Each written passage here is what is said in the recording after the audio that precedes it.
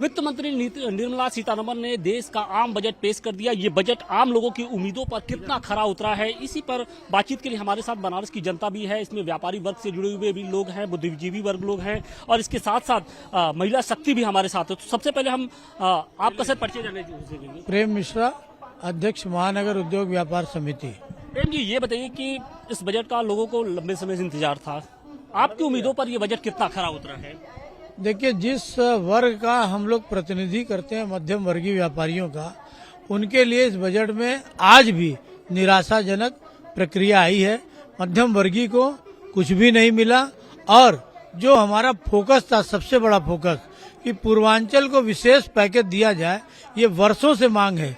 आज भी पूर्वांचल को कुछ भी न दिया गया, न पूर्वांचल के लिए किसी भी प्रकार की कोई घोषणा की गई है, जिससे व्यापारी जगत में, पूर्वांचल के लोगों में और मध्यम वर्गीय व्यापारियों में बहुत निराशाजनक रही। लेकिन जो एक सर्विस क्लास था, उसके लिए 5 से 7 लाख रुपया जो इनकम टैक्स का स्लैब था वो कर दिया गया है।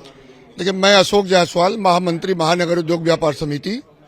जो इस बार का बजट आया है, इसमें शिक्षा को और किसानों के लिए बहुत विशेष बढ़ावा मिला है और देश में जो परिवहन व्यवस्था है, चाहे रेलवे की हो, चाहे रोड मैप हो, चाहे एयरपोर्ट की हो, उसके विस्तार और विकास पे विशेष ध्यान दिया गया है। मगर एक बहुत ही दिनों से एक आम जनता की मांग थी कि इनकम टैक्स स्लैब में कोई परिवर्तन पिछले कई वर्षों से नहीं किया जा रहा था, वो इस बार किया गया है। जो यहाँ की 2 तरीके की प्रणाली है, टैक्स की प्रणाली, उस प्रणाली में चेंजेस किए गए हैं। उसमें कर की सीमा जो पहले डायरेक्ट था 5 लाख तक की, उस सीमा को बढ़ा के 7 लाख की गई है और एक जो दूसरी प्रणाली थी जिसमें 2.5 लाख की छूट की सीमा मिलती थी, उसको बढ़ा के 3 लाख की गई है। तो 3 लाख से 5 लाख रुपए तक में जो 5% टैक्स लगता था, उसको 3 लाख से 6 लाख कर दिया गया।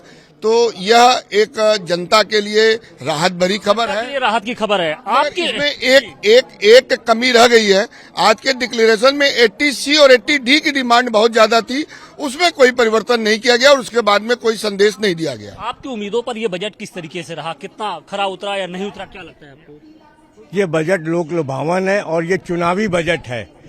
मध्यम वर्गीय व्यापारी को इसमें कुछ नहीं मिला, महिलाओं को कुछ नहीं मिला।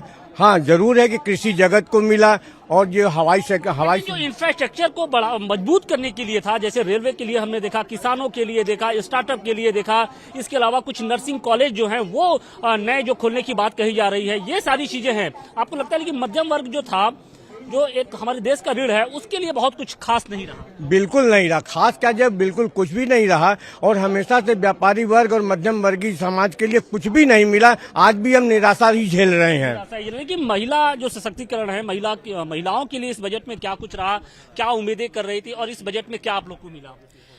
महिलाओं के लिए बजट तो इस बार अच्छा है, लेकिन थोड़ा और अच्छा हो जाता जब महिलाओं की रसोई सुधर जाती, क्योंकि महिलाओं की पिछली बार जो बजट में रसोई बिगड़ चुकी है। लेकिन महिला जो सम्मान बचत पत्र है उसको उन्होंने बढ़ा दिया है। हाँ, करने जा रहे हैं। जी हाँ, इसके लिए तो बहुत अच्छी बात है। महिलाओं के लिए सम्मान को भी बढ़ाया गया है, ये भी बहुत अच्छी बात है। महिलाओं के लिए योजनाएं भी दी जा रही हैं, लेकिन हम लोग यही कहेंगे कि पहले महिलाओं की रसोई सुधरे और मध्यम वर्ग के लोगों को जरूर इसमें शामिल। महिलाओं की रसोई सुधरे। देखिए, 157 नए नर्सिंग कॉलेज खुल रहे हैं। भाई, नर्सिंग कॉलेज खुल रहे तो जाहिर सी बात है कि महिलाओं के लिए खासतौर से एक जो रोजगार बढ़ेगा। जी सर, रोजगार में तो यही है कि महिलाओं के लिए तो चाहिए ही सुविधा हर चीज की, क्योंकि रसोई में तो बहुत तेल ये सब बहुत महंगे हो गए हैं और चिंता रसोई की है। रसोई के लिए कुछ खास निर्मलता ही नहीं किया है, क्योंकि क्या उम्मीद कर रही थी कि किस तरीके से रसोई में जो चीजें हैं वो सस्ती हो, जैसे तेल हो, दाल हो, गैस सिलेंडर हो, ये सब सस्ती होनी चाहिए। और महंगाई होता जा रहा है, सोना भी महंगा हो गए।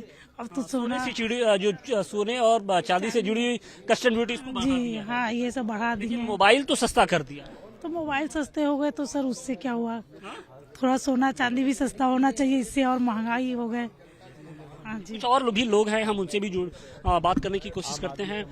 मैम, लंबे समय से टैक्स स्लैब की बात हो रही थी, 5 से 7 लाख कर दिया, कितनी बड़ी राहत है? बहुत बड़ी राहत है, बहुत बड़ी राहत है। हम लोग तो 6 लाख का ही अनुमान कर रहे थे, उससे बड़ा उन्होंने बेनिफिट दे दिया है।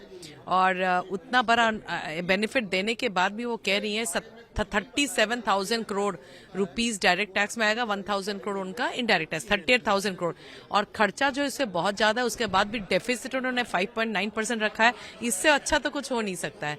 और हमको लगता है इसका आपको वो मिलेगा भी रिजल्ट जब आपका सेंसेक्स। महिला सम्मान बचत पत्र की शुरुआत होने जा रही है, इसे किस तरीके से आप देख रहे हैं? ये देखिए, किसान सम्मान निधि, उज्ज्वला योजना, हम लोग रिजल्ट देखे हैं, बहुत बेनिफिशियल है। और अभी तो हम पूरे तरह से गए नहीं है महिला वाले में, तो उस पर तुरंत बजट आई है तो उस पर जाएंगे तो जरूर इसमें भी कुछ ना कुछ बढ़िया ही होगा।